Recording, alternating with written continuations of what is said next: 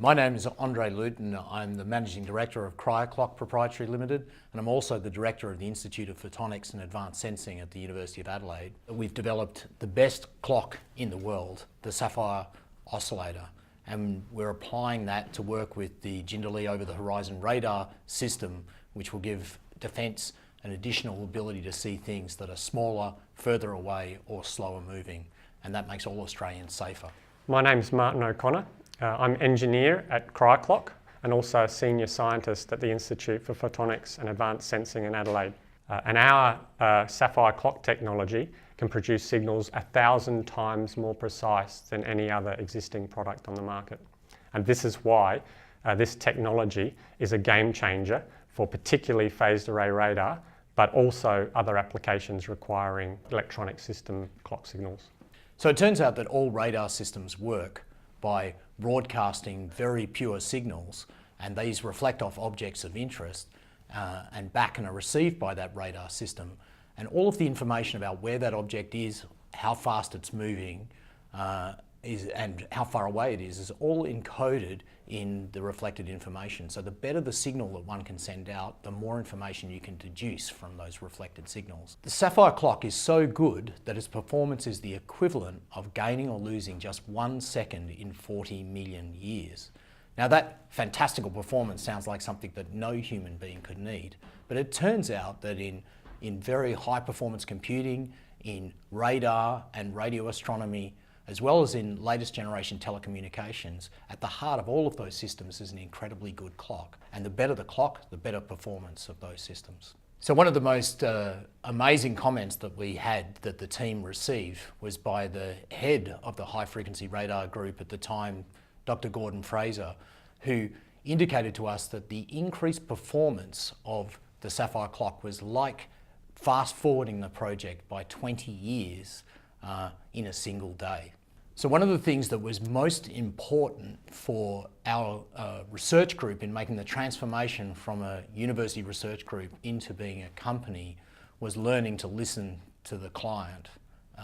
This was part of this process was that the team went through a CSIRO on Prime program, which trained people up to start listening to the customer. And so one of the most challenging aspects of that was being told to start cold calling companies and individuals across the globe and just to ask them the performance characteristics and the price points that would be of interest to them in implementing in those applications.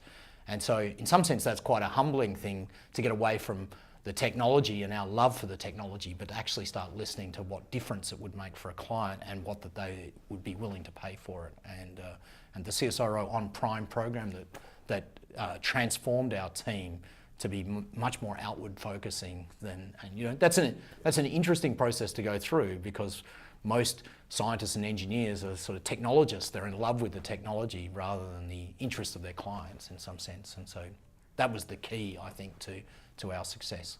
So besides phased array radar, there are electronic systems all around us that use synchronization pulses.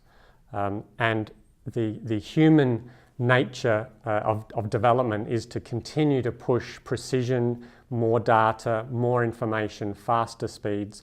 And that is fundamentally based on the precision of the synchronization pulses of the system.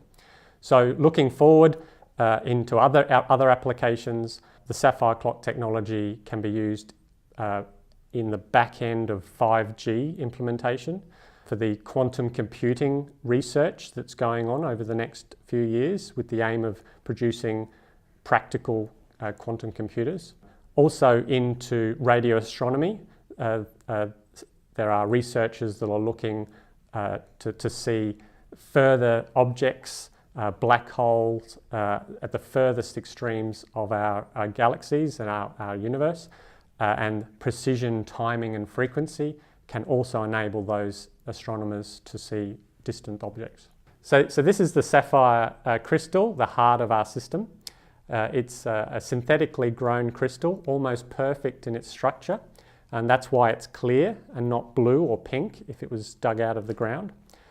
It's about 1,400 carats worth, so in reality, if it was dug out of the ground, it would be worth about $100 million.